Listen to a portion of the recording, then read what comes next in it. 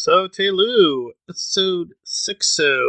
It was really good, but I felt it was a little weak in areas, very strong in other areas. So, what is occurring? Well, non spoilers, so I have to keep it vague, but the reunion that was promised does happen. If you were paying attention, it's pretty obvious who they meet. I didn't predict exactly how Joel would interact with, we'll call them the new group. So, his responses, for the most part, felt natural and organic.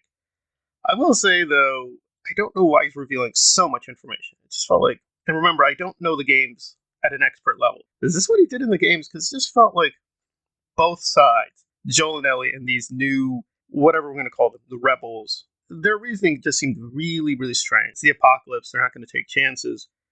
But their procedures were just bizarre and laughable. And just timing wise, you might have killed a lot of people. You would have had to tell people you killed those people. Someone would have found out why. Why don't you just ask the more intelligent questions first, then threaten? I don't know. But again, the acting was superb. The production design here was excellent. So you definitely believe this entire world. And I've been critical of the sound design, but the sound design here I think was pretty solid. But I do kind of wonder where Ellie and Joel are, because what Joel says in this episode is pretty over the top. And I understand he bottles things up. That seemed like a big, massive leap. Now I can believe it because at the end of episode 5, it definitely feels like the relationship moved significantly forward.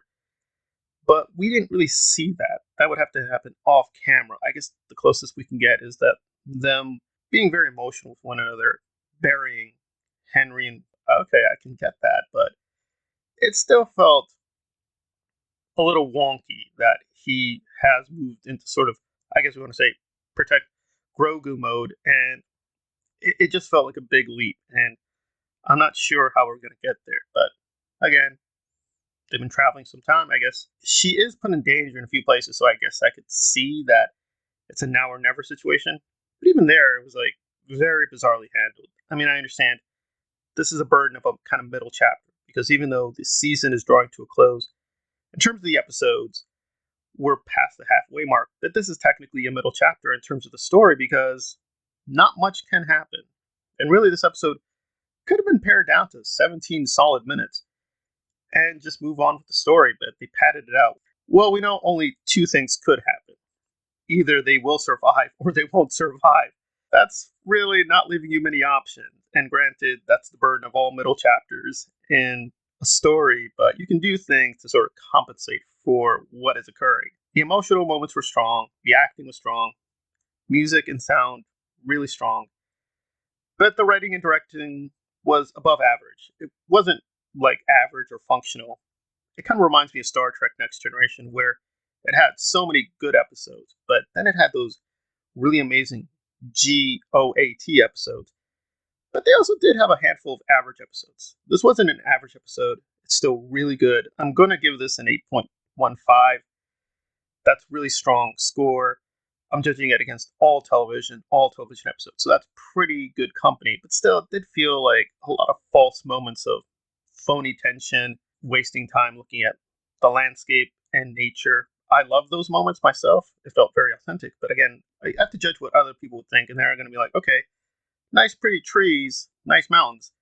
What's the point of all this? Yeah, it's a bit of a cat chasing its own tail. But again, the heart of the episode was very strong. It felt very emotively powerful, and it did progress the story. But it did feel like, yeah, we're really stretching things out. I didn't even mind the pacing of the other episodes that much. But this one, it did feel like we're just stretching things to stretch things, because HBO needs to make money. And Neil needs that Emmy, so he's going to chock this thing full with diversity and inclusion, even if it makes no sense with the story. It's just like, okay, all right. I mean, I can buy a few tough female fighters, but boy, they are overloading on the tough females in this apocalypse. I'm like, okay. Even Stephen King had a limit, and they're kind of tapping out very close to the limit of tough female women, but that's me. So overall, pretty strong, but yeah, some of the politics and some of the phony tension did kind of become a little distracting.